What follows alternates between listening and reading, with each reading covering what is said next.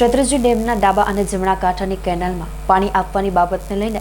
અધિકારીઓ દ્વારા કરવામાં આવતી મનમાનીના પગલે ખેડૂત એકતા મંચ દ્વારા ભાવનગર જિલ્લા કલેક્ટરને આવેદન આપવામાં આવ્યું। શેત્રુંજી ડેમની ડાબા અને જમણા કાંઠાની કેનાલના છેવાડાના ગામ સુધી ચાર પાણ આપવાના સલાહકાર સમિતિમાં લેવાયેલ નિર્ણયો છતાં પણ અધિકારીઓ દ્વારા આ નિર્ણયોનો અનાદર કરીને ચાર પાણના ફોર્મ નહીં સ્વીકારાતા હોવાના તેમજ પોતાની મનમાનીની રીતે અધિકારીઓના મનસ્વી વલણને લઈને 3 પાણના ફોર્મ સ્વીકારવામાં આવી રહ્યા છે તેમજ કમાન્ડ એરિયામાં આવતી ખેતીની જમીન બીજા હેતુ માટે અપાઈ હોય તેવા ગેરકાયદેસર રીતે અપાતા પાણીને લઈને ખેડૂત એકતા મંચ દ્વારા ભાવનગર જિલ્લા કલેક્ટર ગૌરવ મકવાણાને આવેદન આપવામાં આવ્યું હતું।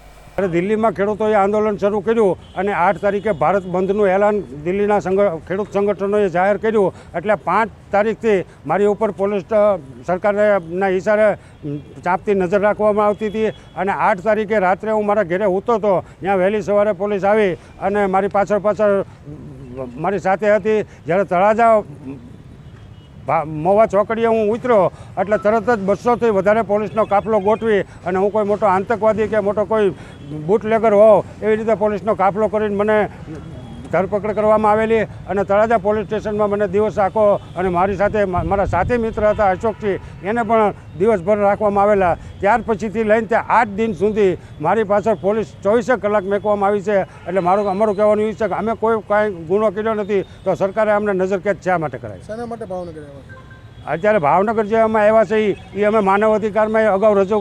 કરેલી છે, મુખ્યમંત્રીમાં બધાને 20 તારીખે રજૂઆત કરેલી છે, જિલ્લા કલેક્ટરને કરેલી છે, પણ એનો 2 દિવસમાં અમને કોઈ નિર્ણય ન મળ્યો એટલે ફરી વખત પાછા અમે જિલ્લા કલેક્ટર સાહેબને આજે આવેદન આપવાના છીએ અને અમારી આ નજરકેદમાંથી છે એમાંથી અમને મુક્તિ કરાવે। અમે ખેડૂતોનું આંદોલન કે ખેડૂતોની વાત રજૂ કરતા હોઈએ તો અમને પૂરી દેવાના અને હમણાં જ ભાવનગર માર્કેટિંગ યાર્ડમાં હજારો ખેડૂતો આ બાબતે સરકારના લોકોએ ભેગા કર્યા તો એની ઉપર કાંઈ પગલાં નહીં તો આ અન્યાયની બાબત કહેવાય।